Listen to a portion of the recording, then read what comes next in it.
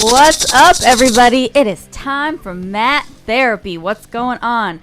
I'm Donna. Thanks for coming to hang out with us today.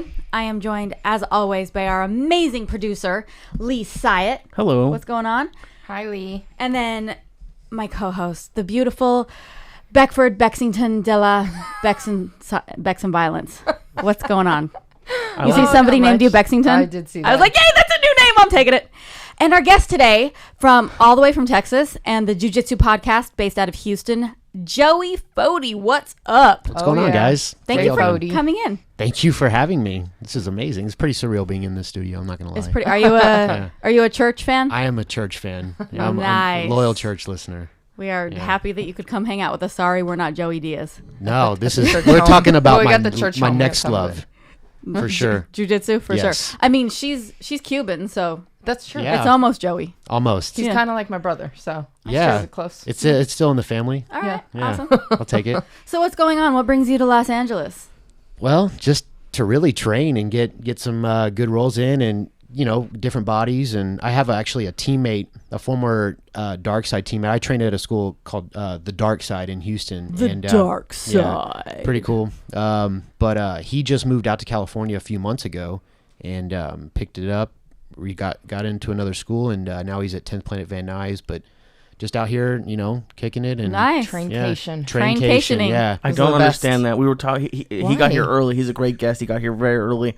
I'm talking about us. Unlike the hosts that don't us get here. running on Latin Standard Time. No. You got here on time, but there's guests who show up like 40. I've had a guest show up like an hour late before. It was Ew. terrible. Happens. Were they Brazilian? No, they were porn stars. Oh. They kept texting. I'm right around the corner, and it was like an hour later. 5 minutes. Wow, they're worse than 5 Cubans. minutes. Oh, Yeah. they're terrible.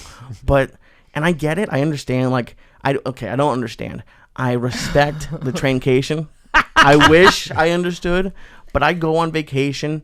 It's almost a joke now that I'll pack my gym shoes, but they'll just stay in the suitcase. I'm like, I'm not gonna go to the hotel gym. You're like, oh, that's cute. just for pretty. just so I feel better when I'm packing. Right. But it's You not lie a to real yourself. thing. Yeah, Good I don't- workout every morning. every morning.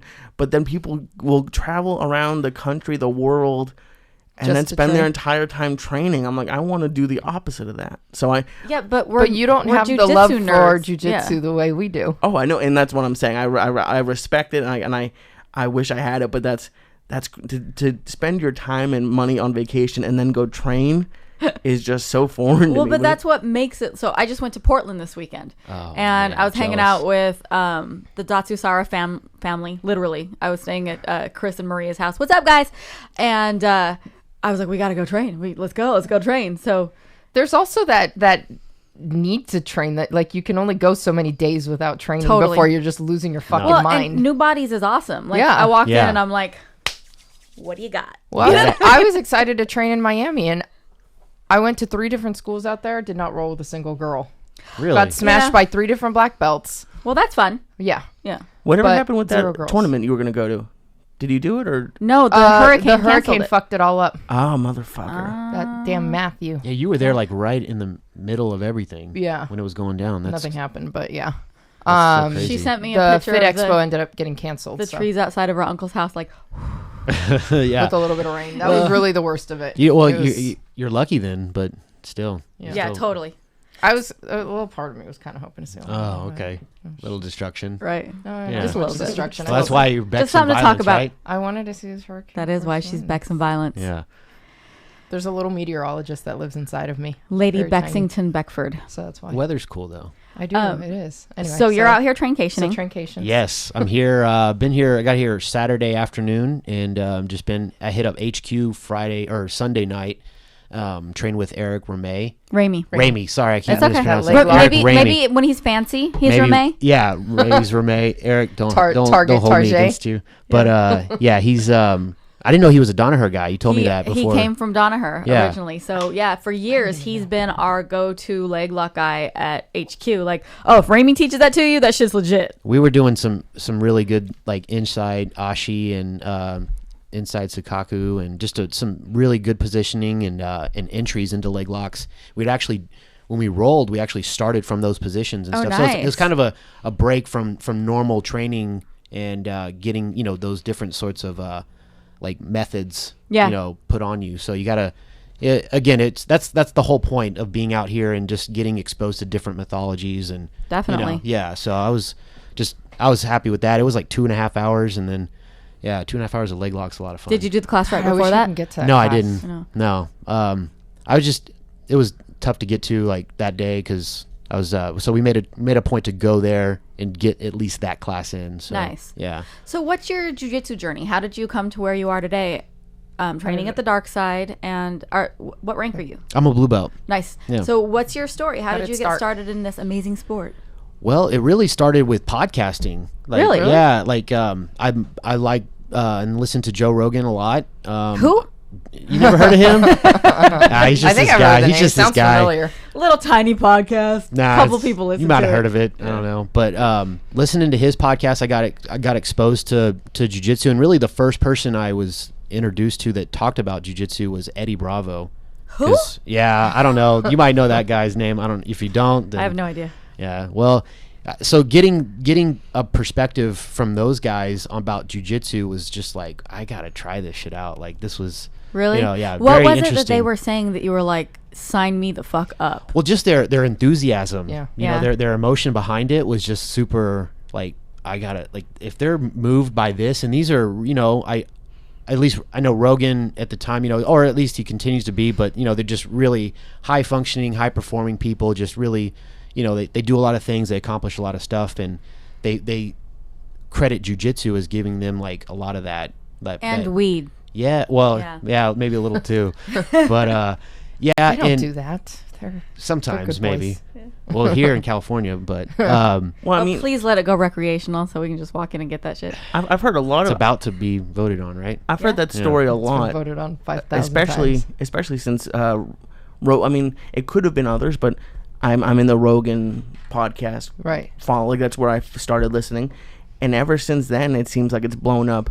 I'm not going to say Yeah. it's just Dude. because of podcasts. No, but he's definitely the biggest ambassador of the sport, at least on Yeah. who's on the level that he's on. Yeah. Well, I think know- the growth of MMA has also pushed that too. Oh, yeah, and he's absolutely. just tied Yeah. in right there with that. Yeah. So He's on it. He has a great platform for that, Yeah. so For sure. I mean, well, to be honest with you, without him, it's really hard to get another personality behind it, because people are still like, even to now, people see a fight that goes to the ground and they're kind of uneducated. They don't really understand what's going on. he's the so, only one that Yeah. can really Yeah. talk about it. And the way that he talks about it is he's still enthusiastic while being able to explain what both people are supposed to be able to doing and what could possibly come next. How many times have we seen Joe go, well, if he goes over here and does this, and then the Right. guy does it immediately, and it's because of his knowledge that he's able to roll into it. That is, on top of it, Joe has because he's a professional comedian and somebody who's used to talking, he has a way of speaking to people that makes them understand. There's plenty of fighters that could be color commentators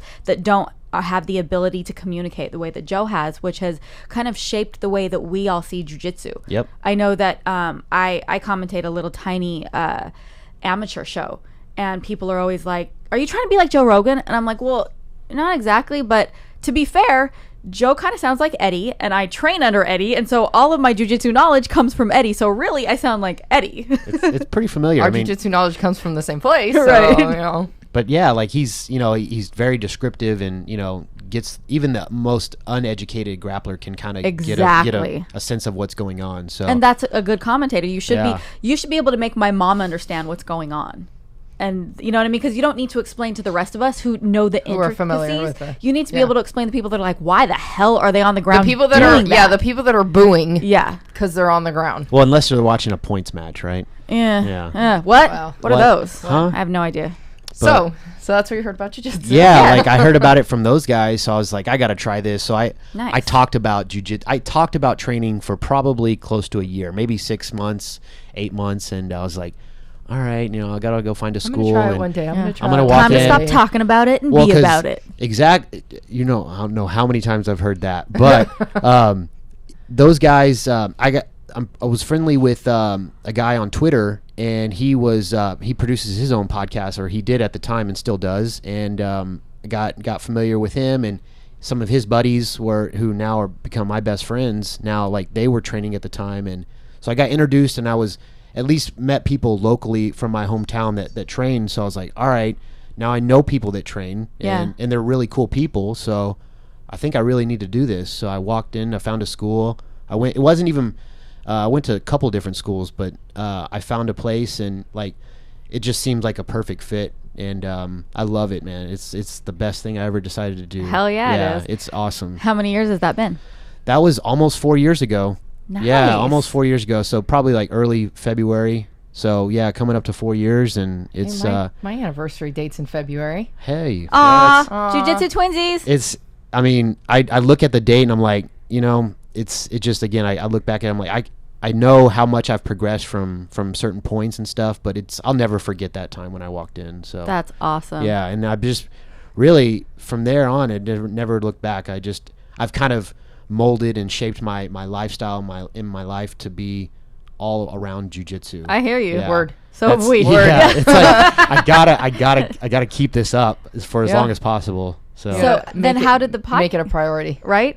And then how did the podcast come about the podcast through all of this? Well, you know, it's just being a fan of podcasting, like just listening to all different podcasts. Like that guy Robert Garza that I mentioned earlier, he had his own podcast called the Pursuit Podcast, and Is it still called The Pursuit, it's or is still he doing called the something Pursuit. different? No, Okay. it's still called the Pursuit. So go Awesome. check it out if you do like it. But I was like, man, you know, I got a lot to talk about when it comes to jiu-jitsu, but you know, I wanted to kind of expose another platform or have another platform. I was like, man, podcasting sounds like the way to go.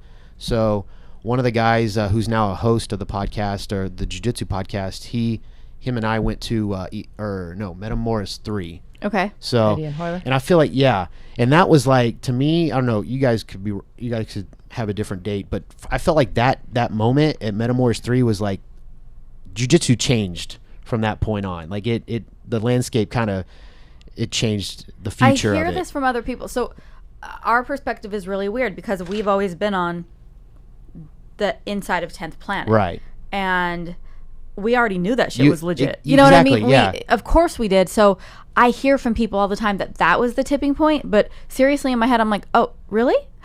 How did you not know? For me, I mean, again, I'm just, you know, 4 years is nothing Yeah. in the jiu-jitsu world, you Nothing. know. But for me, I was just so captivated by that moment, and when we got back, we were talking about it on Robert's podcast, and we were like, you know what, we should just start a jiu-jitsu podcast, and you know, that's kind of the way it started. But yeah, Boom. yeah, and then, you know, again, it's real easy to bring up things that you like and talk about them and, Yeah. and share it with other people. So, like, you know, it's cool getting other personalities about, you know, other jiu-jitsu philosophies and stuff. But Perspectives and stuff. yeah, it's again, like, why not do a jiu-jitsu podcast? There's plenty of room for jiu-jitsu podcasts everywhere. Oh, yeah, So hey. yeah, but I just, again, it's the best thing I ever did. So yeah, I'm So- just excited to be a part of it.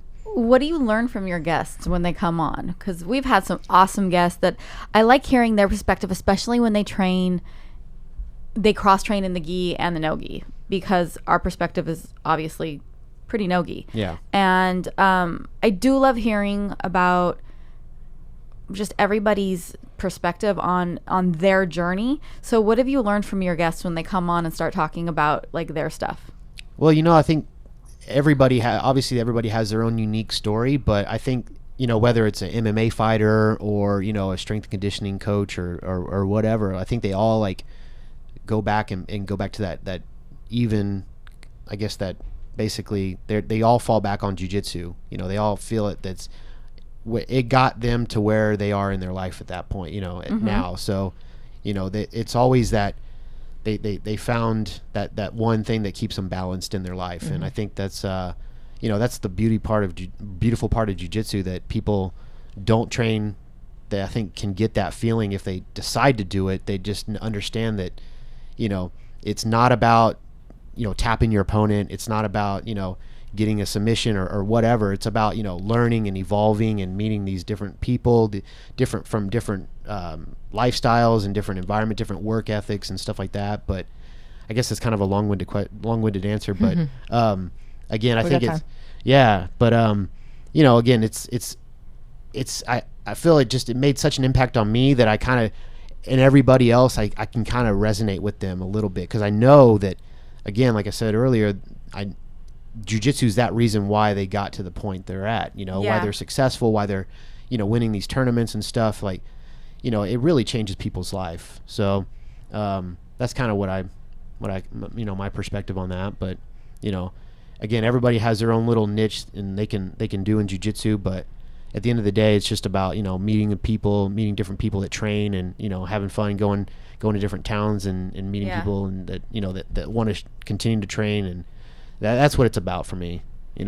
Isn't it cool how this community that we're in, you can go pretty much anywhere, put it out on social media and be like, hey, what's up? I'm going to be in XYZ place. And people are like, come through. And you have like homies wherever you go. People are like tagging people like, go check this guy out. Check this. They'll take care of you, whatever. And if somebody we've never met until today, but I'm like, Joey's my homie. Exactly. He does jujitsu. Yeah, like, we've never met. We have this thing in common that makes us, that connects us. Yeah. It's a bond that you can't, can never, But it's like one of the. It's not like that awkward, like when you first meet someone that you have nothing, like that you don't know anything for sure, anything about them. Right. Like we know this much about you. You do jiu-jitsu and you have a podcast. Yeah. And, but yet you walked in and we're like, hey, what's up? Like we've known each other forever. Well, you that's the cool thing about social media too. It's like you get a little glimpse into people's life, and they again, I share a lot of the good moments that I have throughout my day, especially when it comes to jiu-jitsu. So for sure,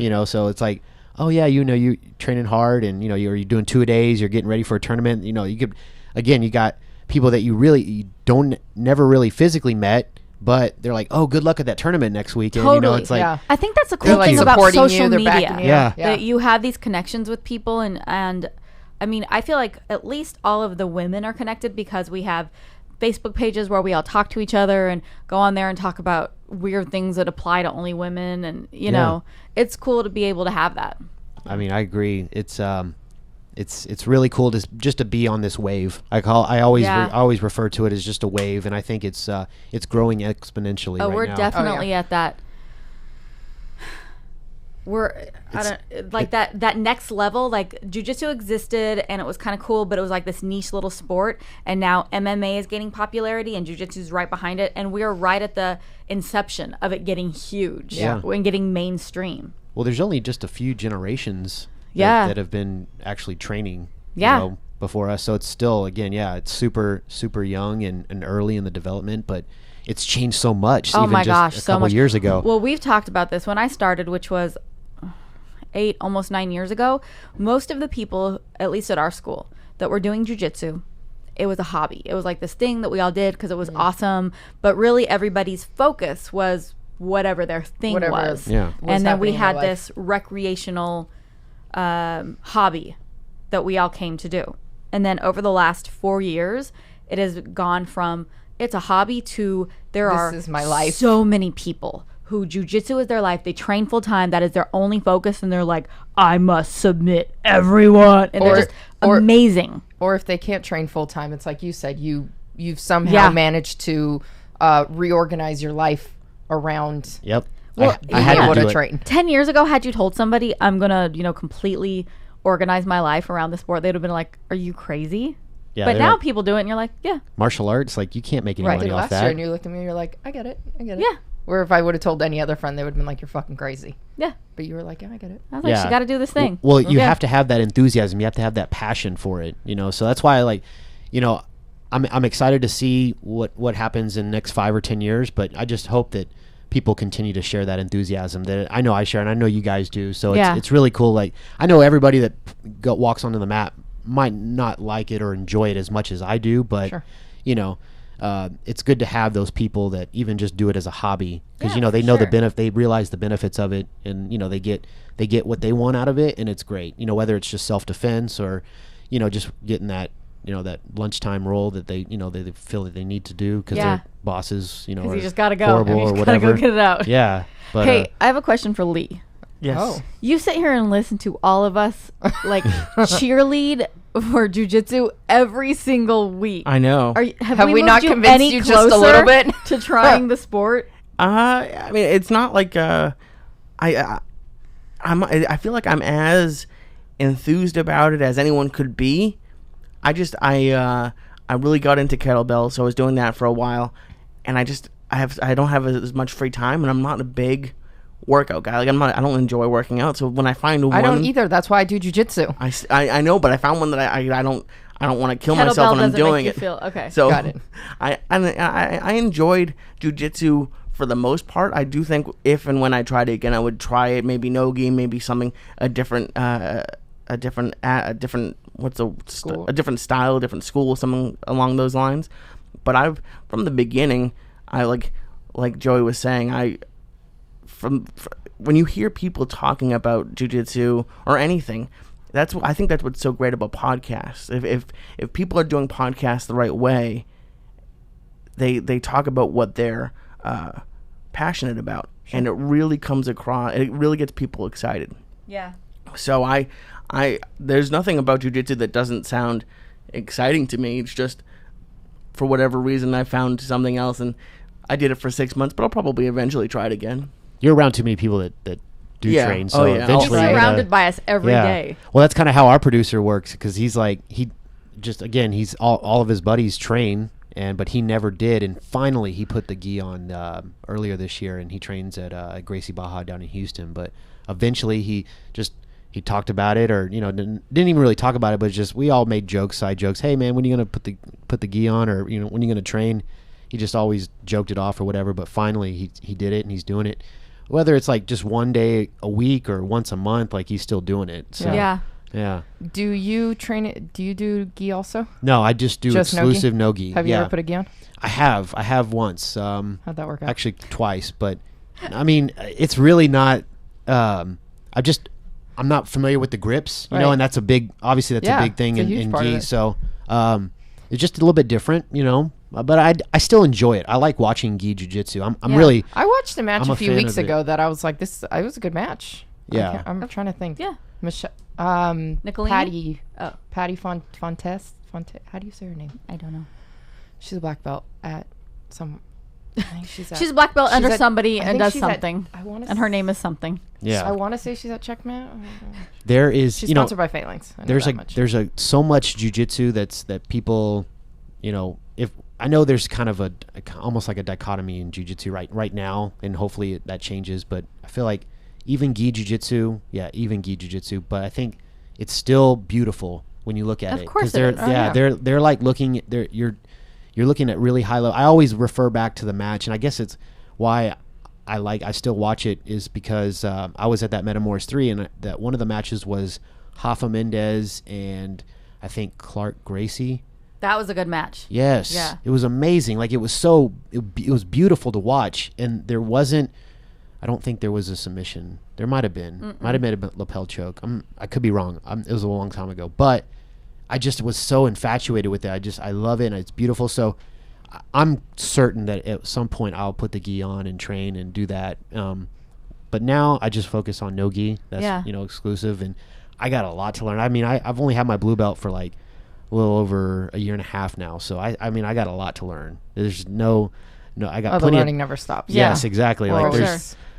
Because that's another thing too. Because with the gi comes more, different techniques and different, different styles. So I just don't want to complicate things too much right now. I'm still in my infant stages. Yeah, I know. One day I'll try it, and the first thing that I'm going to be like, stop fucking grabbing onto my something. Like, why are you holding onto my pants? Because if I hold on to because if I'm like holding onto my shorts, like defending like a Kimura or something, I'm like, I shouldn't be doing that. There's really not a lot of opportunity to hold or clinch anything unless it's like a neck or an arm, in no-gi. So it's because those grips, those death grip, in gi, like that's because I think we were talking about break that. Their fingers. Their fingers, yeah.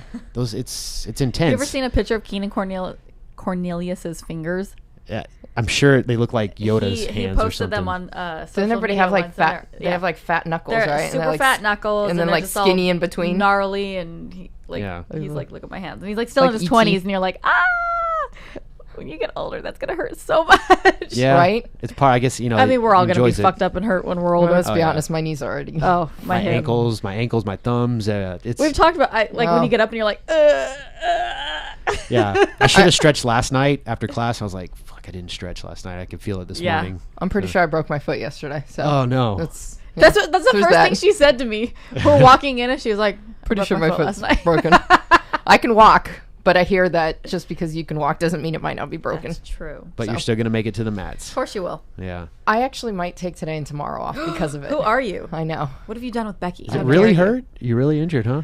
No, that it has to be bad if she's taking the day Yeah. off. Because she'll come in and be like, everything hurts, just don't grab that. And you're like, I maybe thought you should about take it. the day off. I thought about it. I was like, I could just go in and just be like, just kind of have to leave that foot alone today. Well, that's the thing, because you can kind of train around it. You can train around injuries. Not at HQ. You can't train around your ankles. It's not happening. Yeah. Not right now. No, not right now. Everybody's That's priming pretty for- much why this happened. Yeah. So how many, or who's on the EBI 9 card that you guys train with, or is there anybody from Big Red, right? Is this Big one? Red, but he's up in He's up in San Mateo. I don't think we have anybody from HQ except for Lynn Vong, who is doing the special match against Colleen Schneider, who we both love them equally. So we're just going to be clapping the whole time. Excellent. Yeah. So Well done, ladies. I actually had a question about that because I saw Colleen's promo video for that. So She said something. I need to watch that. What'd she say? I don't know. She said something though. It was good apparently. she said she was talking. The question I had was she said she was doesn't do unranked. jiu-jitsu. Yeah, she said she was unranked. Yeah. So does that mean she doesn't have a belt in Not in jiu-jitsu. She's a catch wrestler, but she's a very decorated catch wrestler. I believe she represented the United States at a huge competition in Europe somewhere a couple of years ago, and I feel like she either won or placed, or she's decorated in her style of grappling, but she is not ranked in jiu-jitsu. Yeah, I think she said something about like she doesn't do jiu-jitsu. She just trains for the submission. Submission Yeah, grappling. she trains to finish. She's but ranked in other styles of martial arts, but I don't think she trains at a specific jiu-jitsu school. I think she trains as a catch wrestler and a submission grappler, specifically with like fighters. Yeah, so if you're going for the submission like MMA fighters, then it would make a lot of sense to just... Trust me, it's not like Colleen doesn't know what she's doing. Right. She knows exactly what she's doing. Yeah, I'm a big fan of catch wrestling. I trained at CSW last time I was in California, and I loved it there. Good techniques, and didn't get the chance to train with Eric Paulson, but it was still pretty cool. They got some badasses down there. They do. A couple of them. Yeah. Yeah. And I feel like catch wrestling would destroy my body. What's left of it? It is. It's a little bit different. How do you know the difference? We had her on here. We should have asked the difference. Do you know the intricacies of what's different between like what we do and what they do? I mean, I guess from what I understand, it's really catch as catch can. So whatever's available, whatever's there, you're going to try to catch. How is that different than what we do? You know, I've only done it once, so I can't really say. Explain more to me, Joey. Explain more. We need a catch wrestler. Wow, I can't Again, even speak. a catch wrestler? A catch wrestler on the show. You guys, Can we you get know, a catch hunt wrestler rabbits. for next week? We'll hunt some rabbits. Is there any catch wrestlers around the Well, we could call Colleen and see if she wants to come back on. Come back on. Oh, yeah, it's right before EBI. I just felt when I was training there, that had different sorts of. I felt pressure in different areas that I normally don't feel it. Isn't it the I would think that American top version pressure- of like what we refer to as no-gi jiu-jitsu, right? It makes it. You would think somebody so. message me and tell me things. Yeah, you would think so. Someone But explain. I trained with a guy named Kellen Dugan. So if he's That's a listening, fantastic name. yes, really sweetheart and really good guy. So if he's listening, yeah, Sup, he's the guy Kellen? to ask about that. All right. Okay. So, All All right. Somebody message us. Give us information. but I mean, it What works. else? I mean, those guys, because you saw Josh Barnett catch Huron Gracie at Metamora. Josh is kind of good Yeah. at what he does. He knows what he's doing. Faux show. Yeah. So in between your jiu-jitsu on this traincation, what are you going to slip in? Probably food. Food Well, is yeah. good. Yeah, definitely the food definitely stops. good to eat. Yeah, I Do went. you have anything on your mind Yeah, is there specifically? anything you're looking for? I want to get tacos. Fuck yeah. Yeah. Oh, I got a place for you. Tacos. I mean, Mexican food, Tex-Mex in Houston's pretty high level, but I know California has really. I got good a place Mexican for you, food. but Tex-Mex it's is its not own like thing. it's not like authentic Mexican. Then why would you tacos, send him there? Because it's fucking good. I would send anyone there. Yeah, what is it? They're kind of fancy. Is what it is. Petty Cash. Petty Cash. Is There's it one in close by? downtown actually. But most There's two. taco trucks are the way to go. Yeah. Yeah. Yeah. I Just might- find a taco truck. I mean, come to Echo Park. Come to my neighborhood. I'm not picky when it Taco comes to trucks every food, corner. so Yeah. any kind of food, You live in a Oh my place God. where they have queso. Just go back. Just Yeah. wait until you can have queso. especially He's with like, that just ground go beef. home. Yeah. right? Just that's all you need. Go to Portland. Or and then seafood. Eat the yummy food up there. Portland. Yeah, I got now. You as much as you talk about it now, I got to go. Oh my now. God. Yeah. I'm just gonna say, Lardo. There's this. They have 3 locations in Portland because I looked them up, hoping that they had one in California. They do not, but they had work on this, that. It was a French faux wrench dip. It was a French dip sandwich with pho, and I love pho. Yeah, it I'm a was fan of so good. Yeah. So good. So you dip the sandwich in In the pho. Yeah. Whoa. Sounds pretty good. I'm down. It was legit. I'm dying. And then there's Largo. another place. Are you gonna die? I was choking on my Lay down coffee. on the floor. I was choking on my coffee. Wait, No, wait, Lardo, you dipped a yeah. sandwich in And a so pho. a French dip is usually like the What the hell do you beef think? juice. Yeah. So instead it was pho broth.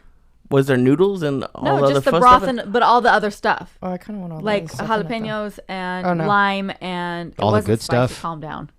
What? It wasn't spicy. Calm down. Oh, I would toss those jalapenos. I'll eat the out the jalapenos. window. Right? I So love the good. To you. jalapenos. So good. Give Where me else did we more. go? Let's talk about food for a second because now I want to go back to Portland. We went to this place called Bamboo Sushi. Holy shit. That was probably the best bite of sushi I've ever What? had in my entire. I swear it was so good, so good, amazing. Yeah. And then where else did we go? I guess they're opening up one here in Los Angeles, the Salt and Straw ice cream place. They already have them. Oh, Oh, I've heard of whoa. that. Lee was on top of that was shit. legit. I heard Yeah. about that. Lee's head flew to that mic so fast to I tell you that. Lee's like, I already have a Wow. punch card. You didn't even finish saying the name, and he was like, whoa. He was like, I already have a punch card. Trust me. If they had a punch card, I would have a punch card. They have a milkshake there that they put an entire pint of ice cream in. Oh my God, Jesus you're so Christ. Excited right now. Wait, That's it. They're See? in San Francisco, right? he just sold that place I with don't, that. I have no idea. I've heard of that No, name, though. I think Just they're sold from it. Portland. That's what one of the girls at the counter Oh, told me. okay. I mean, I only got. What's I the name can't of eat this a lot of place ice again? cream, but I got like a little child's ice scoop, and I was like, "This is so good." Oh, it's amazing. What What's kind the did you name get? of it again? Salt and Straw. They're opening up one in downtown LA. They have Oh, in one. They have downtown, one on that's nice, Ventura convenient. in Studio City, and I think they might have one in like. My friend told me in like Culver City. He's or like, I know Venice. the manager. I called Okay, him well, every downtown Tuesday. LA is going to be much more convenient for me. Oh, it's right down the street from my house. I Well, haven't- Studio City But probably it's is, yeah. it's expensive though. Oh. It's expensive, but it's worth it. They have damn They it. have. I I'm guess poor they right now. I specialize can't. And you can get us. I'll take you. This is worth it. It's worth it's worth eating ramen for a week. no, it's not Well, that expensive. ramen. I would eat ramen for a week anyway because I know. ramen is fucking good. No, I'm Anyway, talking, I'm talking okay. like top ramen. So where do you want to go eat in Los Angeles? Since it's not Portland. picky. Well, if it's got to be spicy. Hell yeah! and What up? Give it up. meat. Yeah, it's got to be spicy and it's got to have meat in it. So Oh, he should go to the ramen place. What's it? Shigeki's place. Ocho. Yeah. Ocho ramen. Ocho ran ramen. Fuck. I'm gonna look it up. It's Shigeki Matsuda's place. Orichan. I've had poke. Orichan. poke Something like before. that. Poke is good. They have like Pokey? levels of spiciness. Pokey. Yeah, pokey. I there's- had that I'd in like San some Diego. poke. Can you There's a poke couple me? of pokey places in Pasadena that are delicious. Yeah, I've heard. No, they have levels of spiciness on Oh their, look, there's on my their ramen. look, there's my Lardo search. That was the first thing. Nice. Nice. Well, Drew. Orachon. Or- Isn't that what it's called? I'm looking it up right now. Something like Yeah, Drew. I was talking to Drew Murillo last night. Shout out to Drew Murillo. He's, Whoop, whoop. Yeah, I love that guy. He's like, dude, if you ever go to Portland, like it's so easy to eat keto. Like if you eat keto, if yeah, you're low carb, which I kind of do, but if that's like they're so accommodated. So like, yeah, good jiu-jitsu, beautiful weather, Faux you show. know, yeah. So I gotta talk highly of Portland. Okay. Everybody does. Shigeki's place is called Orochan Ramen. Orachon. Orochan. Is it close by? It's in Little Tokyo. There's downtown. in Little Tokyo. Yeah. Shigeki's awesome. I want to be like him when I grow up. I know. If you ever get the chance to roll with him, it's like rolling with water that can choke you. Like you can't.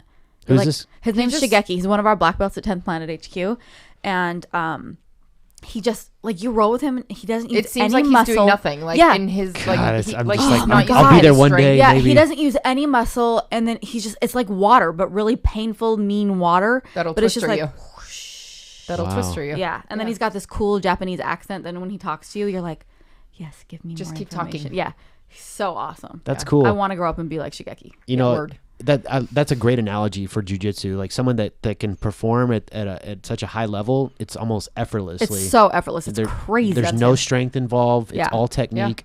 I saw a meme. I think my coach put it out a while back, but it's like to explain what jiu-jitsu is to somebody that doesn't train is like sort of saying that Braille, Yeah. that language. Yeah. So it's like feeling your way around somebody, Yeah. That's a you know, good analogy. and yeah. So it's like sort of like that. I know I butchered that meme, but I can find it if I. We get the idea. Yeah, but We get the gist. yeah, but it's like that, you know. Mm-hmm. So it's a feeling, it's a movement, it's because there's nothing like pulling off a technique, even if it's not a Right? submission. Like you're like, Yes. oh fuck yeah, I did Yeah, it. You know, when you it's- get like a Yeah. flow going, or when you are able to chain some stuff together, you're like, look at me. Yep. I like in the middle of my rolls sometimes, depending on where I'm at, to like close, especially if on the bottom. Yeah. I'll close my eyes and just kind of Yeah. start Oh, for feeling sure. my way through. Yeah. Yeah, that's Definitely. It's definitely. I give myself pep talk sometimes. Like if I'm having a good roll, I'm like, yeah, Get it, girl. you're on fire. nice. That's Or right. they're saying that like, yeah, you're on fire tonight. Can't do what I normally do, I guess. But yeah, it's interesting. Like that's because again, there's a lot of stuff going on in jiu-jitsu. So, you know, whenever those things do connect, that's what again keeps you coming back. It's like I can be, Yeah. you know, have a shoulder injury or ankle injury or whatever, but I want that. It's so worth that it though. feeling The again. ups and the wins, whatever that win is, so worth it. I was talking to this lady up in Portland at 10th Planet Phoenix. No, Portland. That one in Portland. Her name was Amy. She'd only been training for about 3 months, and she was fantastic and, you know, obviously really open and enthusiastic about starting this sport. And I was explaining to her, especially as women, when we don't have a lot of other female training partners, that you have to take your wins as different things. Yeah. Especially as a white belt. Sometimes a good- white belt, you have to consider yourself a win getting through a whole roll with like a blue belt without getting submitted. When I was a white belt and the smallest person for miles, and I would get through an entire roll or an entire day without getting submitted, I was always like, I win. Yeah. You have to take those. Or if the other thing I told her was, you know, when you start to see things coming and you can defend it before it gets there and then put yourself in a different submission. Yeah. If we can all start celebrating those small victories, then it's easier when we're having shitty ass days of going, okay, look, I had this win. Today I'm the nail, but I'll get to be the hammer again at some point. Yeah. Yeah. Yeah. I just came. I'm not even kidding. I just came to that realization earlier this year. I don't think that's something that. Oh, I threw a people temper tantrum a couple weeks ago. I was like, I'm sick of being the nail. I want to be the hammer again. It depends on who I'm rolling with, but Yeah. certain people I go into and I'm like, all right, I'm gonna just try and remain in control. Yeah. And that if I can do that, I win. Yeah, you got to take those wins. Or you know, I'm gonna I'm try back and stay there, on top, or I'm gonna do All whatever. of it. If I can yeah. get a sweep, if I can get a position on a brown belt, if I can, you know what I Yeah. mean? Like sometimes I'm just like, yeah. Yeah, I try. See that? I feel like Swept I you. tell I myself swept you. that. Yeah, I tell myself almost that. swept you. Right. It's like, oh man, I almost swept you, but it's like it doesn't count. Or I saw it coming, got Yeah. out of it. Yeah. If you don't have a goal though going into your match, I feel like you got to have a goal going into the training classes, and if you can accomplish or get somewhat close to it, you're obviously going to take it away as a victory. Yeah. You know, I have to. All my best training times have been like, okay, what am I going to try to do today, or what am I not going to allow today? So That's Yeah. a great idea, going into every day with a different. yeah. I think it also depends who you're rolling with. We all have the same training partners. Yeah, but y'all have a lot of people that train there. yeah. It's a big However, classes. Even within our big group of people, everybody rolls differently. Like no two partners will ever roll the same. Lila and I talk about this all the time. If we just take the group of women, there's certain women that she finds really difficult to roll with that I don't find difficult to roll with. Yeah. And there's some people that give me a hard time that she's like, I don't know feel why the you struggle. same way about that. Yeah. And I think there's people that have our ticket and people that we have their ticket, and that doesn't apply to anybody else. Yeah. And so I think sometimes your goal has to be very specific to your role and the person that you're rolling with, knowing that, especially people that we roll with all the time. So we have to figure out ways how to challenge ourselves with the same training partners all the time. Yeah. Becky and I got to a point where she was like, we made a deal. Yeah. I'm not going to go for guillotines and she's not going to go for heel hooks because we have each other's number on that. Yeah. So Yeah. we don't go for them anymore because what do we get out of continually going for the Doing same the same thing that thing we know on- that we can get on? You know what I Right. mean? Like, Better Move on, defense. dude. Try Yeah. something. Yeah. That was. Yeah. Well, yeah. There's that. well, there's the defense, but it's the thing. Like, if you have that person's ticket and we roll enough that I know when Becky goes like this, her head goes like this, and I get the guillotine. And when I go like this, she grabs my ankle and it's all over. So, yeah, definitely work on the defense, obviously. But when we've already caught each other 3 times in the same role, Like, let's figure move it some along. shit out. Let's yeah. move it along right now. Yeah. Let's test something else out. Yeah. That's the thing. Even for women that train, like you have to overcome that other not discrepancy, but that other like difference, because you have to have a training partner. Because if you're just training with a bunch of guys, it's different. Yeah, you got to figure out a way to make it work for you. Did you see that article, or maybe it was just being passed around by mostly women grapplers? But it was I can't remember who wrote it. If somebody remembers, send it to me or I'll repost it. It got posted in the Women's Grappling Network, and I think it was more like a blog entry that somebody was saying, I'm this tough woman in my gym, and I think nothing of grabbing a big dude and rolling with him, and everybody's always like, yeah, she's so tough and she's such a badass. And then the first time she showed up to a women's open match, she was like, oh shit, like these are all badass women, like I'm not the only badass woman here. And so it kind of changes the dynamic, and it was scary in a way that she was like, I realized I had to go find other women to train with more often because it's a completely different dynamic. And I read it and I was like, that's huge. I have to do that myself. Yeah, it's something that I guess I don't pay or take into perspective enough to realize that, hey, if it's really difficult for a girl to go into a school and find good training partners and that can get better and progressively get better, because you got to rely on that training, that outside training or the cross training. Or so I see that, and that's the cool thing about jiu-jitsu is like it's especially for the women, it's growing so fast. Like there's so many high level women jiu-jitsu players out there, and it's beautiful to watch. I really like it. It's really exciting, especially to see the young girls. And I've talked about this several times on the podcast, that this new crop of people coming up, there are these amazing athletes that you show them a move once and they're like, oh, okay, and they turn around and tap you out with it, and you're like, how the fuck did you just do that? Yeah, I'm not teaching you anything anymore. Yeah, being in Houston, it's I get to see Cora Sek train a lot. Oh, she's amazing. Yeah, she's I really love that kid. She's so high level, like, and she really is. Yeah, I'm like, man, if I had half the technical ability that I had when I was training, like and that's the thing, I've only been training since I was like 28, so I'm still behind the curve, but to get it ingrained in you at that young of an age, amazing. Yeah, it's just 10 years from now. And kids pick it up so easily. They do. I trained the kids at HQ, and man, these little beasts are just amazing. They got to pay attention, because I actually lead a kids class as well. Like I teach anywhere from 6 years old to like 12.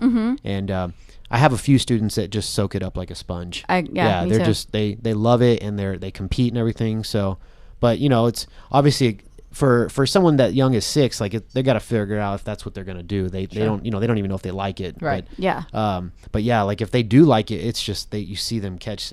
It's like, man, I just taught you that yesterday, and you're just doing it. And they're just, and they go for it with no fear. No. And then you talk to their parents about it.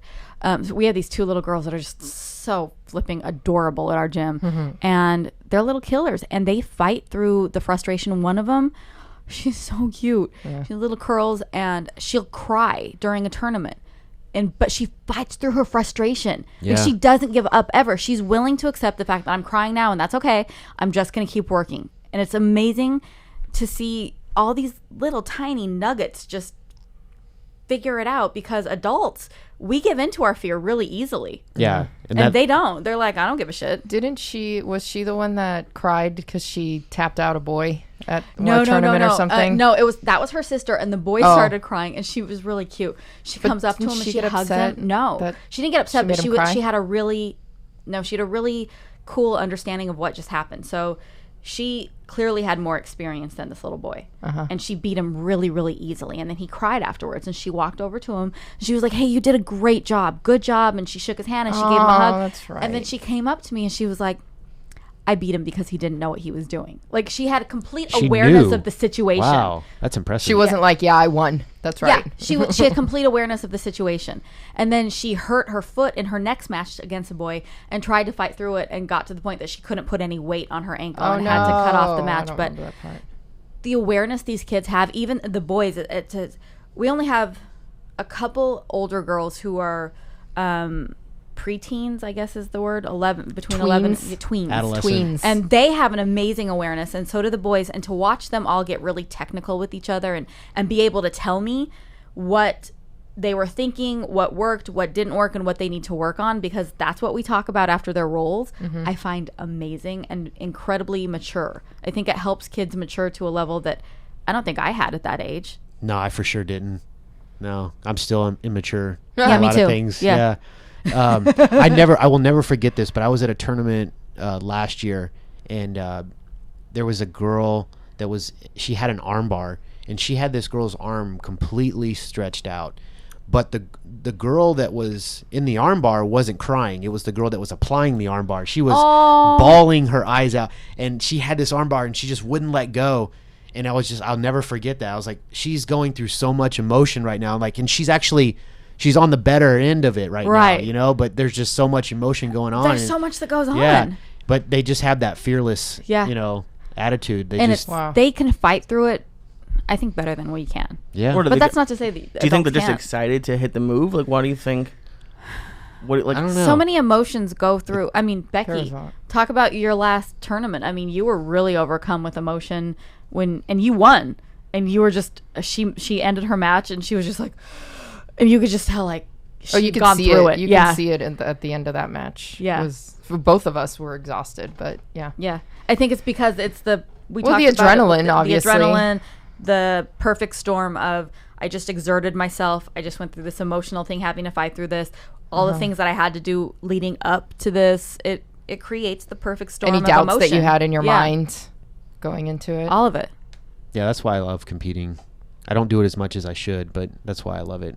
You know, because there's so many different things that you gotta that you gotta prepare for. But you know, it could easily go your way, or it could easily go the other way. So you gotta be ready. Anybody can get caught. Yeah. We were just talking about that with Gordon Ryan. I mean, he is definitely on the king. He's the king right now. King? But even the king is not infallible, and at some point he will get caught. Sure. And so I wonder by who though. Who knows? And what was it going to be? What body type is going to be able to get him? What is it? Will somebody come up with a new? What's his path? Isn't he's like around 180ish, right? I think that seems about right. And these guys are 205. I mean, it doesn't matter. He won absolute. Yeah. So obviously not concerning for him. Who knows? I mean, the only difference with this one, I guess, is if everyone else is 205, and we're talking about whereas in the EBI absolutes right was different. Yeah. That's right. EBI, not different bodies. I don't know what absolute. He probably, he had different sizes. Everybody was probably pretty much heavier than him for the most part in that absolute. Like but how? I also don't think he looks like he's 185, but he must be tall. I guess. Do we know how old he is? Anyone? 21ish. Okay, so he's at the not he's quite young. the height of his strength, but he is coming into his. Oh, I know he can get fucking stronger. For sure. But what I'm saying is he's coming into his man body and his man strength, and he's at the peak of his probably.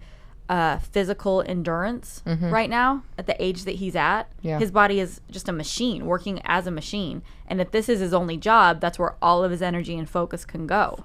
That's amazing, right? He just turned 21. Well, happy birthday, Gordon Jesus Ryan. Christ. Happy birthday, King. Jesus Christ. Why are you so like when I moved to LA I was like 23, so I was like, oh yeah, that's normal. But now like I look at this, I'm like, so young. He was born in 95 and he's like 95. That's the year I graduated from high school. Man. And he's Class killing 95, jiu-jitsu. what up? I think we're all around the same age. No, we're older I'm than older. you. Calm down. Just from what you've already said. No. Calm I think down. Lee's the youngest in here. This hairline here. Lee's the youngest in the house. Then her, then grandma right here. I promise you we're older than you. You know, the thing about these guys, Gordon Ryan and you know, Gary Tonin and, you know, Eddie Cummins. Gary's what, like 26-ish? Something like that, right? Is Gary that young? I think Jeez.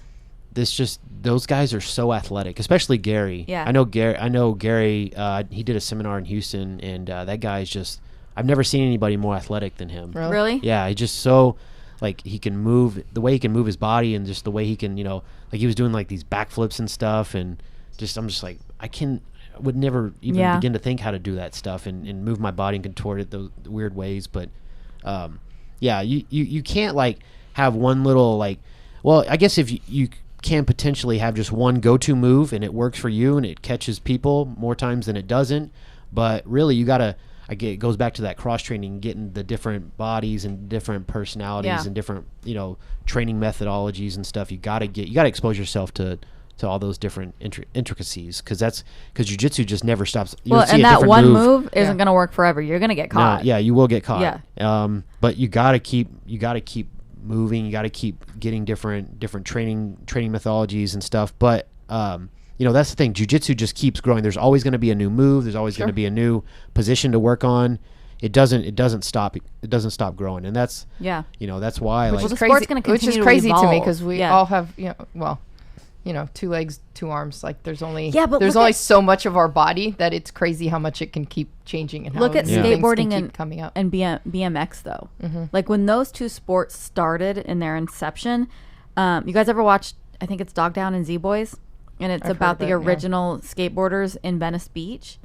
So when these guys started doing like little hops on their skateboards, people were like, oh my god, what or they just the little things that now are super fundamental that like children do, those were innovative back in those days. Same thing with the BMX, like the spins that they do at the X Games and stuff like that, those were unheard of. So the evolution will be that people will figure out how to use their 4 limbs in ways that we cannot conceive of today. I've heard a lot of description as the early days of the skateboarding and BMX riding to what jiu-jitsu is now. Yeah. That sort of, they're on the same sort of timeline in their, I think it makes growth. sense. I mean, it's like, I guess it's like most sports. It's got to be.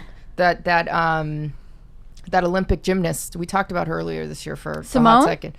No, there was a lady on there. She was like 40 something on the Olympics. This was like her 6th Olympics. Wow. Yeah.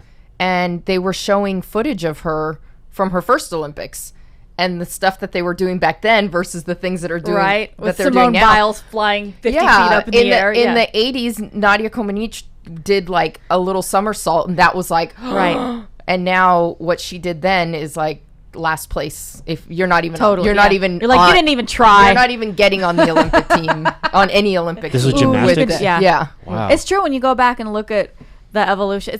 It's the evolution of everything where somebody comes in and realizes that something existed that's right there and obvious that we never thought of. It's like when you learn a new move. To me still Well, we I'm do in the middle of it. I know. Look at all of when somebody shows you something new and you're like, holy shit, that was right there and I never saw it the whole time. Like all this honey hole stuff that we've been doing, and now all of a sudden there's like, push the leg this way, and then you have that. And then the other person pushes the leg over there, and you've got that. And but then if you push it down, then you can. Yeah. And it's like, I didn't, it's just who would have thunk? Crazy to me. I've heard of people say that, like, what is it, like the early 2000s, even like mid 2000s, that's when half guards started to get like really big. And I'm like, man, and it'd be hard to find a blue belt or a purple belt in any school. Now you get, I think we got like 10 blue belts at our school, and yeah. So, and I know, are both y'all purple belts? Mm-hmm. Yeah. So like that's our deepest pool at HQ. Nice. Yeah. So like, I mean, once you're a purple belt, like you've been in the game, you know what to do. You're comfortable with your game. You've kind of carved out your strengths and your weaknesses, but you'd be hard pressed to find a purple belt in any school 10 years ago. I know. Yeah. I remember when I started at HQ, and the guys were starting. Like, if you were a purple belt, you're like, oh, he's a fucking purple belt. Like, he knows what the fuck is up. And when they were getting their browns, and you're like, oh shit, they're a brown belt. Those guys are beasts. We didn't have. Denny was the first 10th Planet black belt, and I'd been there 2 or 3 years by the time that Denny got his black belt. So when that happened, it was like, oh my god, we have a black belt. Yeah, you can probably count on one hand. And now you can't count how many black belts. Yeah, I can. I keep track of them. It's my job. Yeah. I love seeing like this little group of us that we train with, and like watching everyone level up. Like, it's awesome. Kind of within like the same couple of years or whatever. This little you have this little group, and it's weird because I look at it sometimes and I'm like, am I really like? I've already reached the point of like, did I really deserve this thing? Like, I would never question Eddie, but in my mind I'm like, why did he do this? I felt the same way when I got my blue belt. I'm like, why did he fucking do this? I don't know why I have this, but forever a white belt mentality.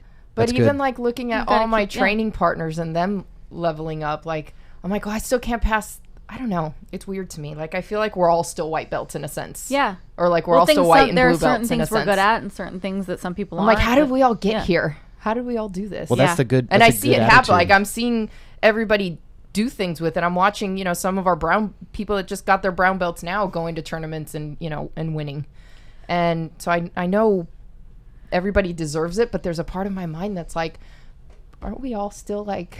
Yeah. I mean, on some level, we're always going to be white belts in something. You can't... There's a million moves in jiu-jitsu. You can't master every single one of them. You master the little corner that works for your body, the small little number that works for your body. But it is cool to see all of us... Anybody. You see I've seen a lot of the evolution of people at HQ, and it's really cool to see people come in and be unsure white belts and then like slowly become killers and get to the point where you're like, oh, I don't know if I want to roll with them because I'm gonna have to fight for my life. That's what I was saying this weekend. You're like, I don't know if I have this energy right now to do. Every single roll at 10th Planet HQ is a fight for your life. You're never like, well, I'm just gonna take it easy today and like, just chill. There is no just chill. Coming 100%. No chill. There is no chill. They got those white belts. Got something to prove. Every time I get tapped out by a white belt, I'm like, nothing motivates me more than rolling with a white belt that's like won't tap, but won't give up. That'll just keep. I'm like, son of a bitch, I got to get this guy. Like he's not giving in at all. I had one of those in Miami. Like he had me in this north-south choke, and it was uncomfortable, but like I was able to defend it, and I was just like, I couldn't really do anything to get out of it though. Right. So I was just like, all right, I'm just gonna hang out here and just defend this for a little bit. He just adamant though, like he was like, not gonna letting go tap of this you shit. out. And I was like, okay, all right. Well, and then of course I get up and he's like, so what belt are you? I was like, I wanted to be like, first, go fuck yourself for asking that question afterwards. And do you not see what I'm wearing? Because it was pretty. I mean, unless he's colorblind, which one out of 4 guys are colorblind. So maybe he was. Yeah, do you know that more men are colorblind than women? 1 out of 4 men are colorblind. I didn't know that. Crazy pants, right? Or at least colorblind to like not necessarily like every color on the spectrum, but like a color. A color. Yeah, I have a friend I used to work with years ago, and I would always be like, "What do you think of this color? What do you think of this? What do you think of that?" And he's like, "It looks gray to me." Oh man, that's. But he's boring. only colorblind to red. Really? Yeah. My brother's best friend growing up was colorblind, and all of his clothes were kind of monotone, and I didn't. After years, I remember asking, I asked him something, and he was like, I can't see color. That's why I dress like this. I'm like, that makes sense. See, I knew that, and I'd still keep asking him because I'd forget. Well, sometimes nobody really knows what belt you are in no-gi. It's true, unless you're I was wearing a purple rash guard that day. I just want to point that out. Some girls wear purple rash guards. I saw this meme one day, and it said, never when that one guy wears a ranked rash guard, or never be fooled by the ranked rash guard. It had like Hidalgo Vieira and like a blue sleeve rash guard. I'm like, yeah, you don't want to underestimate this guy. One time this girl came to visit us. I know her name's Jennifer, and I can't remember her last name, but she's a black belt down in San Diego. At the time, she was a blue belt. I mean, a brown belt, excuse me. Yeah. And she came to visit us, but she was wearing a fucking blue belt rash guard.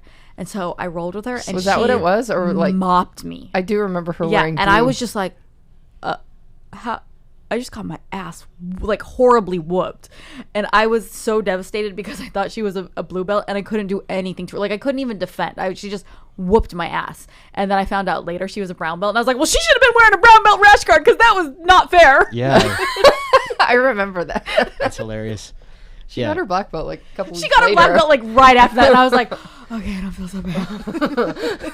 Sometimes you find those blue belts that are just super killers. I know. Yeah, I hate them. We trained with one of them. She's going to be at EVI 9. With her the last couple of days. I'm like, really? No, she's a purple belt. I know. Well, she as a blue belt, she was still fucking doing this shit. Yeah. There's a guy. Well, he's a teenager. Roberto Jimenez. Mm-hmm. You guys heard of him? He's his dad is Raul Jimenez, and he's an Alliance black belt. Oh, nice. But Roberto, he's 16 or 17, and he is one of the best blue belts in the country at his age. Like he's Did he just tap somebody big out at a tournament?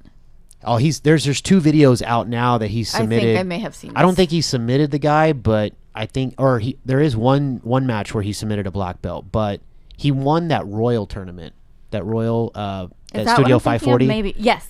He won that tournament, and I think most of those guys were all blue belts, I think, or purple belts. But yeah, I mean, he's just on another level. Like this kid, he trains with regularly with Lucas Lepre. And wow. He competes almost every weekend. But he's only, like I said, he's only 17, but he's just so good. Like I've never seen any kid like just that high level. There's a couple of them coming up that you're like, get the fuck out of here. How are you that good?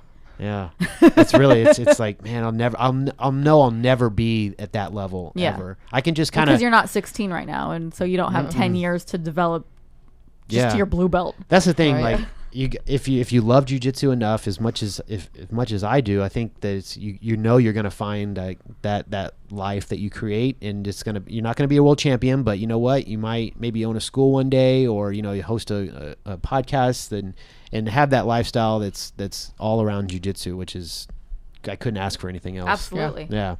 Goals. Yeah. Well, wait. I'm already doing it. My husband Jonathan and I were talking to a friend this weekend, and I was telling them, my life is awesome, and I don't mean to, like, I'm living kind of a dream life right now. Like, everything that I've wanted to do, I'm doing. I have a voiceover career that's awesome. I have this amazing podcast. I'm developing, the Mat Therapy apparel line, and we're, doing all this stuff. And so if somebody were to, like, my fairy godmother were to show up tomorrow and be like, well, let's do this, the only thing I would change is, maybe a couple extra zeros in my bank account. Oh. Other than that, no. Like, I wake up every morning and, like, I'm like, shit's awesome. I'm going to go do the podcast with Lee and Becky, and it's going to be amazing, and we're going to laugh, and we're going to have fun, and then I'm going to go teach some kids some jiu-jitsu, and then I'm going to train after that, and then tomorrow I'm going to go do a voiceover job. Like, shit's awesome. Doesn't suck. Yeah, does not suck. And I wouldn't change anything if somebody, gave me like a golden ticket to do something. Yeah. This is exactly what I would do. Yeah. Because I love the community that I'm a part of, and all these things that I get to be a part of every day, that I'm never going to be the world champion in jiu-jitsu. I just get to be around everybody and be like a part of all this cool stuff and see the evolution and be a part of it. Yeah. The growth of the community. Yeah. That's a big thing, though. It's huge. And I feel incredibly honored to be a part of it. Yeah. Even though, like, I'll never, you know what I mean? Like, I'll never be the whatever champion of anything. That's okay, though. I might be That's totally okay. I might be a Badass Blue one day. All right. Maybe. I hope you do. Yeah, the On It headquarters, they had Curtis Hembroff is doing good things. Oh, we love Curtis. Curtis. Really cool dude. What up, Curtis? Come visit. I think he's going to be here for EBI 9. Yay. Is he? Yeah. There's a guy I've seen him since he moved.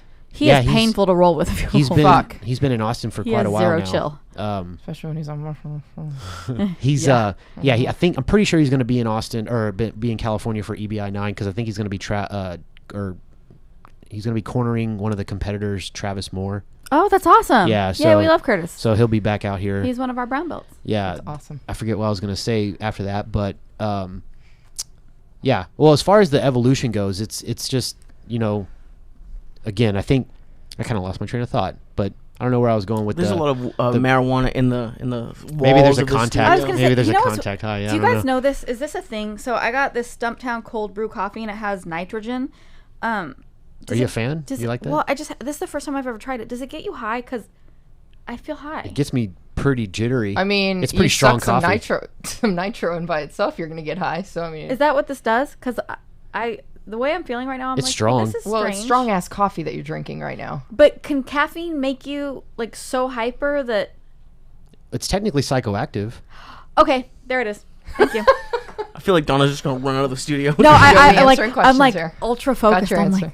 It's good. I had I had one of those a few days ago, and it's strong. This is a different feeling that I'm feeling right now. I had one of the I remember after Gracie Worlds, I had one, and it was half the size, but it was the Caveman Coffee Nitro. Oh, those are amazing. I just drank that thing was half the size. I don't know. 8 ounces. 8 ounces. This one is? No, the Caveman. The Caveman one is. That's what, 12, 16? This is 11 ounces. Okay, yeah. She didn't even read the can. She just looked at it. She's like, "This is 11 ounces. I can tell." That's every bit of 300 milligrams of caffeine. I drank all of them. I drank one of those Caveman ones at like 5 in the afternoon, and I was like, "I'm not. Oh, you're good. I'm not sleeping tonight." Yeah. I was up till God knows what time. Yeah. Wow. So that's basically what that's doing to you. Crazy pants. Yeah. The kids are in for a workout Love today. Right? We're doing burpees. They're gonna be like, Coach Donna. She's gonna go crazy on the kids today. Yeah. Do you like? How often? I mean, I guess since you like that nitro, is that? No, this is the first time I've had it.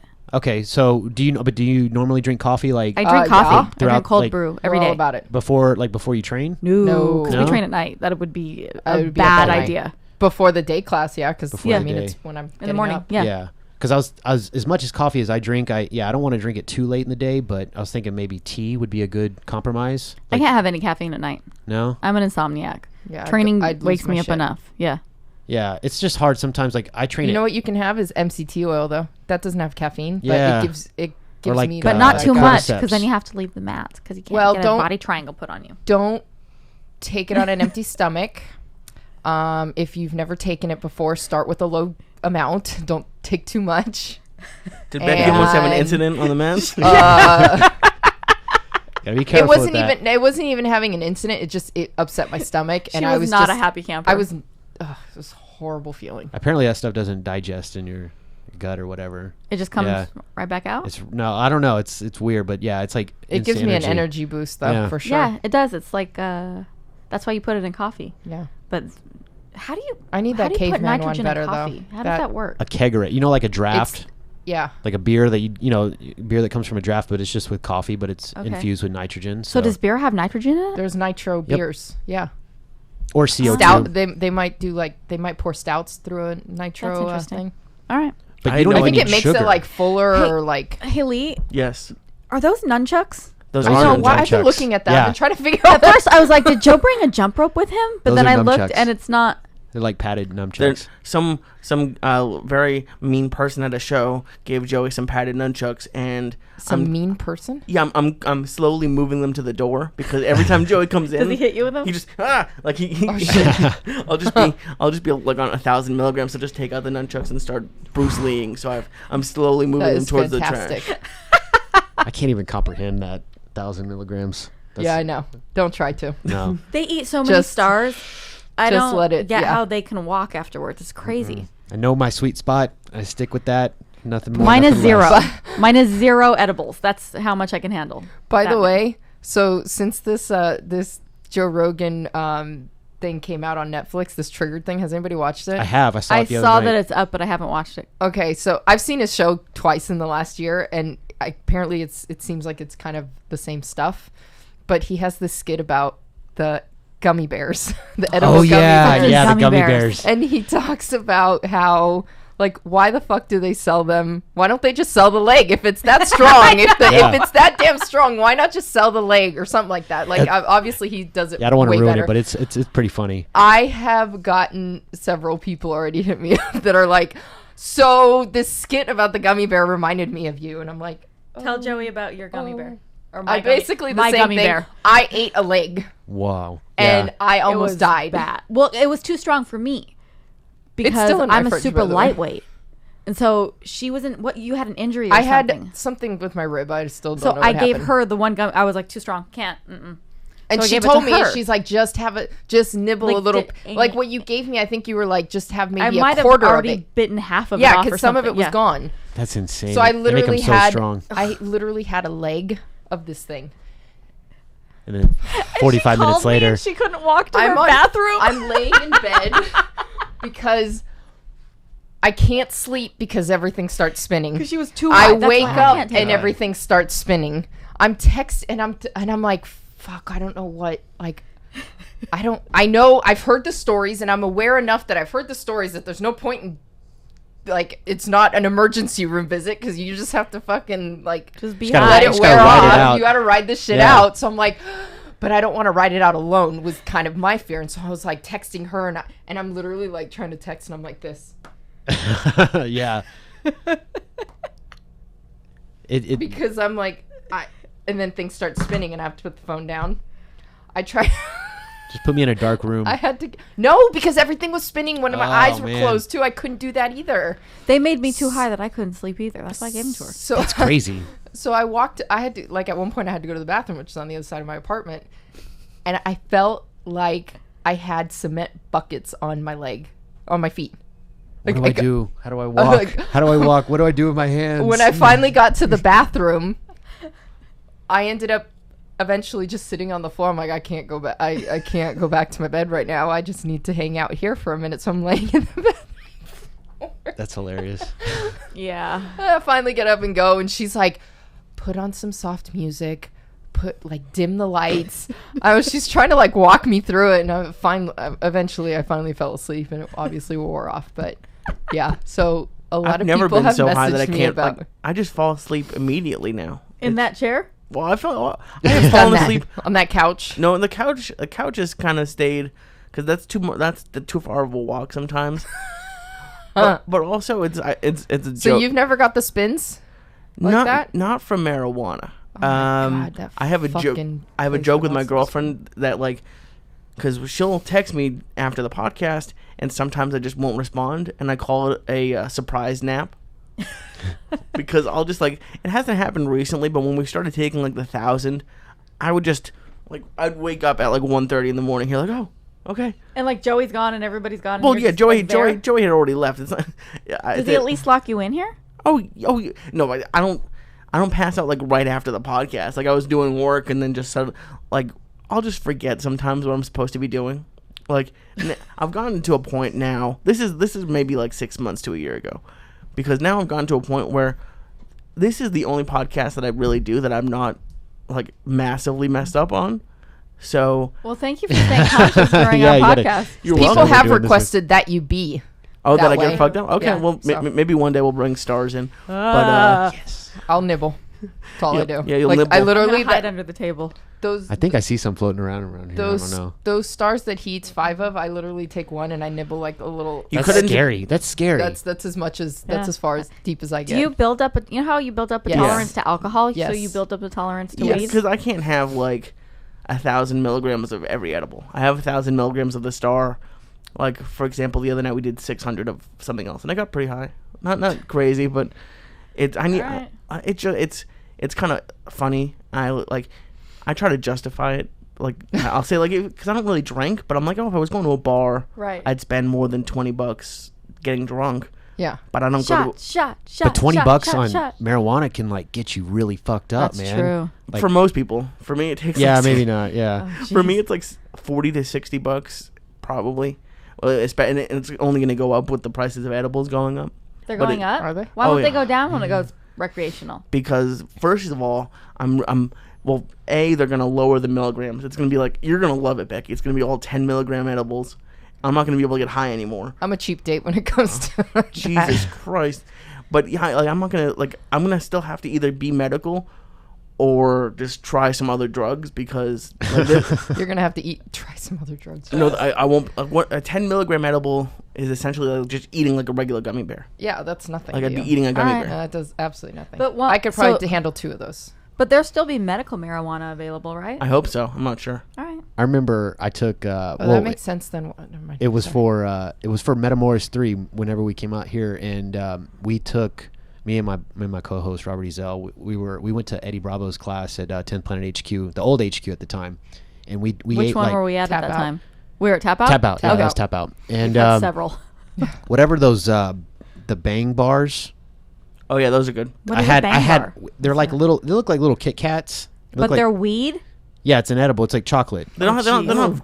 Maybe not. They don't have wafer. I mean, Oh, you know what? I thought it was like a wafer, but anyways, it's like I remember it was split up into 4 pieces, and I had one piece, and we just split it all up, and everybody had one piece. I had literally a quarter of it, and we were doing, and it was, I remember Gio Martinez was teaching a truck seminar. It was like 10 different ways to get into the truck, Right. and we were in the corner just like so Giggling like stoned. girls. So that. I was like, "What's going on did I? here? Like, this is I don't understand what's going on. Like, I don't know what the truck is. Is Gio What the truck is flying? going on what right the now? truck is going on. It was insane. The other day I was given a chocolate covered coffee bean. Oh, Or those espresso are bean. good. I have some I've That heard of shit those. was At my so house, yeah. good. No, it was inedible though. Oh. And it was a super low dosage. I think it was like less than 10 milligrams in one bean. So I was like, oh, whatever, I could take that. It hit me right when I got to class. Nice. It hit me on the drive. I think class. I was like, I oh, love fuck. them. I love doing like a little bit right before training, and it's I I don't think know I that- could drink this before class. I don't know that that's. I don't know if I could do that. I think I'm starting to Should figure out it's not the specify best allegedly. option for me. allegedly allegedly, yeah, until The after stretching- January. The str- Then who cares? yeah, the stretching is nice yeah. because I feel like the stretching is easier. I warm up quicker, but for class itself, I think I need to be more focused. I remember when I got my blue belt, I had half a Chiba Chew ingested. A And what? of Chiba Chew. That was before Stars. That was Joey's thing. Oh, jeez. Yeah, I had half of one, and I got my blue. I didn't even know what was going on, He offered and I me got one. put to sleep too. And I was like, I was in another dimension. You're like, was it the choke or was it the Chiba Chew? Why am I asleep? I had no idea. And right after class, he's like, "All right, everybody line up," and I was like, "What? Huh?" Like, I don't even know. I wasn't expecting this. So, but yeah, it was. We have a Eddie- guy at our school that's a big stoner. Shock. I know, right? Well, he came Can you narrow it down? I don't know. I don't Okay. want to put his name out there because I don't Okay. want to put him on blast. I don't I'll think he probably would figure it care. out. Tell me the I'll tell you story. later. He was really, really, really high when he came to class one day, and we started rolling. And I got a mounted triangle on him, but I can't remember, but for whatever reason, I ended up releasing the actual triangle, but I just had him mounted, and he was like, "Oh my God, that's so tight." And I was like, "My legs aren't even touching right now. You're just really, really high." And he was fantastic. like, "Oh."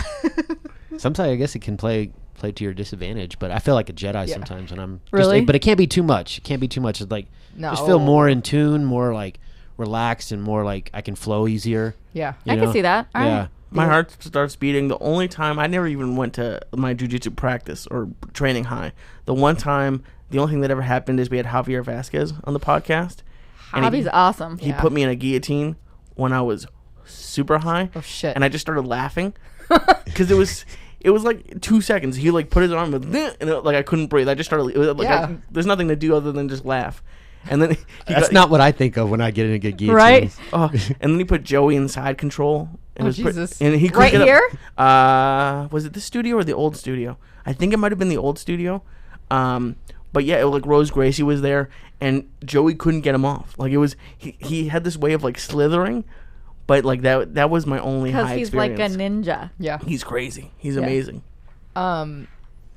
So one time when I don't know if it was when this coffee bean hit or whatever, was of course the day that Eddie was like, for the warm-ups, he calls me up to do the warm-ups, and I'm like, what fucking Really? letter? Now? Like we have 8 letters, yeah. We have 8 letters, and there's 4 flows per letter Okay. of warm-ups. So like it's A day, B day, C day, Oh, okay. And and within then those each one letters, has there's A1, 4 A2, A3, A4 components. Yeah.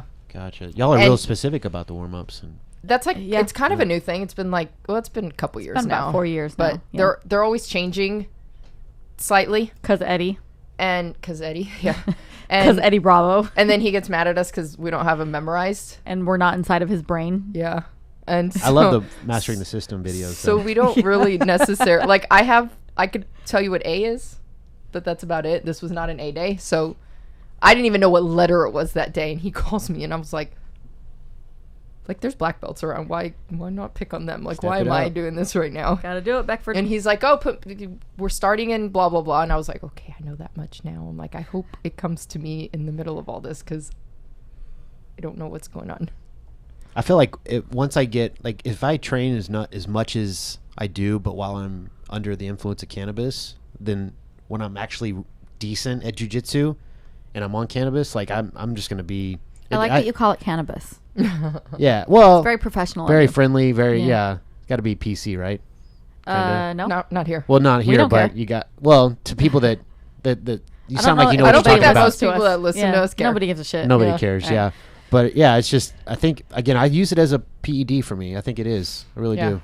It's you got, I'm Performance enhancing lucky that you guys drug have for that everybody available at home to you. Who doesn't know?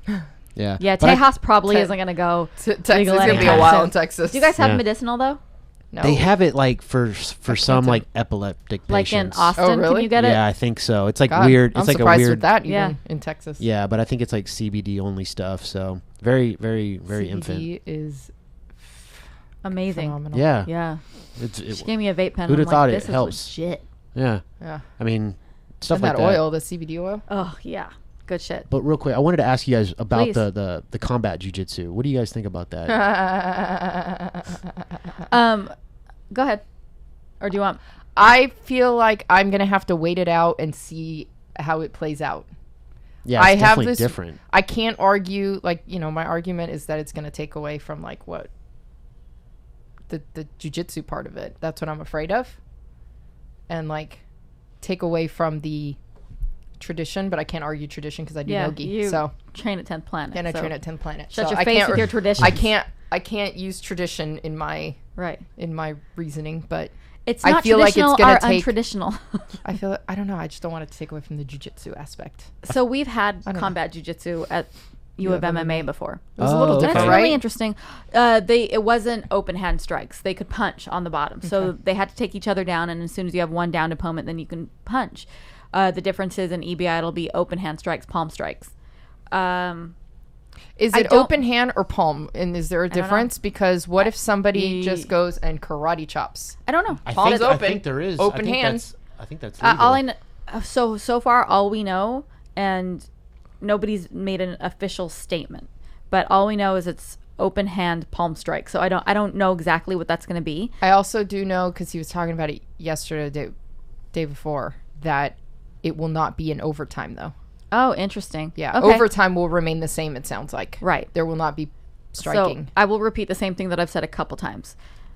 I've trained with Eddie long enough to know that even if you don't get what his vision is, give him a chance. Because sometimes, a lot of times, Eddie will say, we're going to do this. And everybody's like, oh, no, that doesn't sound like a good idea. I don't know about that. Look at EBI. Yeah. And people were like, I don't know, Eddie. I don't know about this shit. And now it's on Fight Pass. And now it's getting to be huge. And now, it's being revered as one of the biggest jiu-jitsu promotions in the country. So I don't know, but I know enough to give it a chance and see what Yeah. it's going to be, because Not ruling it out. Just, I have no doubt it'll be interesting. yeah. I hope the one thing I do hope is that it doesn't take the place of having women's matches at EBI. That's my only. They had one women's match that was So the in the only past- super The fight. only Yeah. super fights are now yeah, women's in the matches past for the most they were part. usually the younger teenage girls and then a woman's super fight. Sometimes And teenage boys. sometimes teenage boys, and now Now there's at only least for time for one- one match, right. one super fight, At least super match, not a for- super fight. I think either the next It's not EBI or the fighting. one after that, there's going to be a small combat jiu-jitsu bracket in between the large main bracket. Right. Oh, really? Yeah, a four-man bracket. Right. So I think that for that show at least, and I could be wrong and I don't have any inside information except for what I've heard, which is not official, which I guess is kind of inside information, but it's not official information. Yeah. Fucking I'm so high from this. Is that that card with the first combat jiu-jitsu bracket on it, that will be the only additional bracket to the main one, but I could be wrong and they might change their mind in between then, so wait for the official announcement. Yeah, I feel like Eddie's. So there won't be any super fights for that one. It's gonna be a long Maybe card. or maybe not. Yeah, Just probably long. not. If there's a 4-man bracket, Yeah, they no. probably will not have Time. any. Yeah. But the last one was really streamlined. It started and finished pretty quick. Well, yeah, because when they're on Fight Pass, Yeah. you got to be. Well, that's They gotta like be now. on top of that. Yeah. One of the jokes we have, like yesterday, our class starts at 11:30 on Tuesdays and Thursdays, 11:30 a.m. It was 12 o'clock, and he was like, "Okay, let's start shrimping." I'm like, "Oh, okay, Yeah. about time." Yeah, he's getting all serious now. So he's super. Well, no, he wasn't serious. It was Oh. 12 o'clock when we started really? shrimping Oh, sorry, yesterday. I wasn't listening. I'm But I was gonna say I was with talking with only- EBI on the other hand, 6 o'clock. It says 6 o'clock on the ticket. Well, that's when the It pay-per-view is starting starts. at Yeah. Yeah, it starts o'clock. right Do at it. 6. Those are obligations. Yeah, they got to meet that Oh, for time sure. constraint. Yeah, you gotta It's do just it. weird because the first They time can't run on Latin time. first time like I walked in, I'm like, oh shit, it's starting. Like it's only 6 o'clock. Why is Yeah, it 'cause starting? they can't run on Latin time when they're on pay-per-view. So now I know to get there in a timely fashion. All right, So we gotta start wrapping things up. okay. Lee has important It has been a places, minute. things to do. Can we talk about our sponsor for a sec? Please, and then can I give a personal shout out before we do our shout outs? A VIP shout out. Yeah. So we are sponsored by Next Gen Therapeutics. Woo woo. They do ice packs They're and awesome. they also heat up. You can put them in the microwave, but they're awesome because They're like versatile. They're fitted. Oh, hi. Uh-oh. Okay, that's on the floor now. You can fit it to like your neck. What do you call it? This is a mess right now. A stole? Oh yeah, The- like a mink stole. Yeah. You know what I'm saying? Like a It, mink like, fits that around comes your neck. Oh, like, it's one of those scarf. airline pillows that you Yeah, yeah, yeah. wrap around But your this neck. is a But it's an ice pack or a or a hot, heat or pack. a heat Yeah. pack. For your injuries. It's amazing. It's But they awesome. also have these ones that you can fit on your. They're like roll donuts. up on They your roll arm up on your or- arm. Anyway, They have they're ones awesome. For fingers. They have tapes and stuff, but $5 tape $5 club. tape club. The number 5 $5tapeclub.com. Type in the promo code MTP10 and get 10% off your purchase. Uh-huh. And you need one of those ice packs. in your Totally, life. you do. I need them. Yes, you do. So, All right. Okay, so who's your VIP shout out?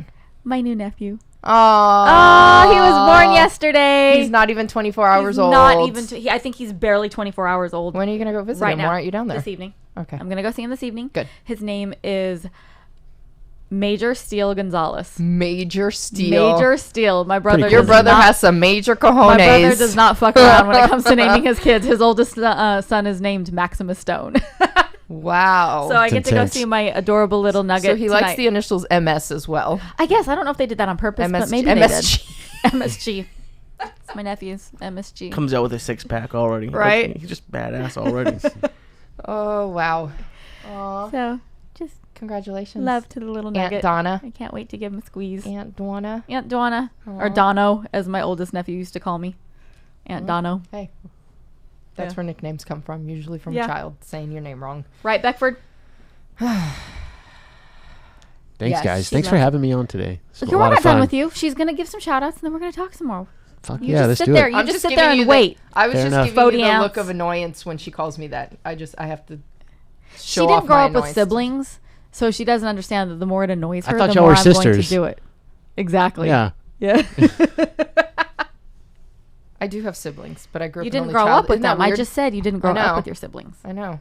I'm an only child. I grew up an only child, but I have a brother and a sister. So she Isn't that doesn't weird? understand that the more I see that I annoy her, the more I'm going to do it. Right, yeah. Right? You should just not respond to it. See, Bedford. that face. That face is why I do it. Fuck you, Lee. Right. Give your shout outs. Bexington, Beckford, De La Bexon Violence. De That's La. your name. I like the De La. Right? Because you're That's a Latin. good touch. Yeah. Shout outs to I don't know how to say this name.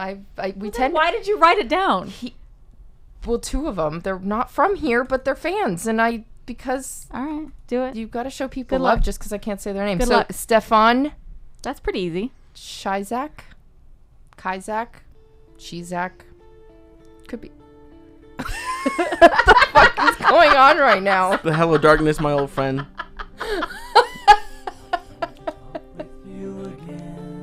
I'm too sad, sorry. Go ahead. Is this your sorrow for It was my sorrow. You said Because I said fuck you, I Lee. know, it's right. I'm sorry. I love you, go. Lee. Oh, thank you. I'll love find you. a new song for that one. Then. Okay. Evo Markov. All right. Thanks to those What's guys, up, guys? for being fans and for listening. Sorry, Appreciate those it. aren't your names, Yeah. and you don't know that we were talking to you. Why wouldn't it not be their name? That I said it wrong, that I fucked it all That's what up I'm is saying. that's a thing.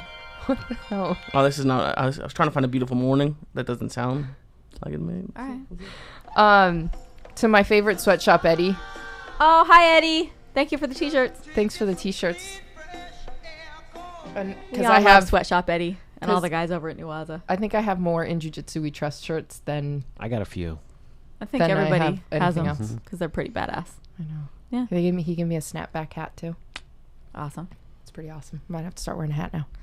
And then shout out to the whole crew over at 10th Planet Portland where Donna visited this They weekend. were awesome and welcoming and hospitable, and we love you guys. Yeah. Yeah. I'm gonna go up and visit one day. Do it. I want to go to Eat Portland. some food up there.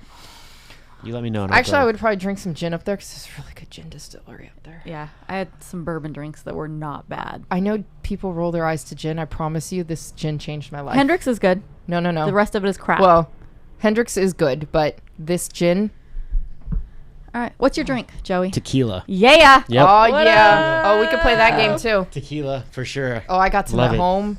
It's not made anymore. There was like one run of it. It's the greatest thing ever. It's though. pretty good. Yeah. And Reposado. I'm talking like no, this is a silver or blanco that you are just going to Oh, sip okay. on. I had to I gotta try this. tell someone the other day. They're like, But you "Well, can't we get can it? make a cocktail or No, something you with it." I'm like, can't. "You're not making a cocktail with this." Well, I'm just gonna take a shot of No. it. No, you're not gonna take a shot of it either. You're Gotta going sip to it. You're gonna sip it Enjoy like it. a Enjoy civilized it. person instead of the savage that you are. Well, this is not savage tequila. Or it's savage in the sense that you can sip it and Yeah, we enjoy get it. it. I Yeah. promise you. That's what I do with my tequila now. How long Just do you Do do that that shit. for? Till Saturday. She's gonna give you some tequila. I would love some tequila. We're gonna try some together. I'm not. All right. This is not made Okay. anymore. This is very special. All right. but Sorry. Oh, Jeez. yeah. I'm All gonna right. find a way of getting this to you. Joe, you got any Sorry, shout go. outs? Do you have any sponsors for your podcast? Give them yes. some love. All the guys at Lone Star Cryo. What up, Lone Yeah, Star Cryo? guys, cryotherapy. They've been killing the game down there in Sugar Land, Texas. And then Athlete Soap.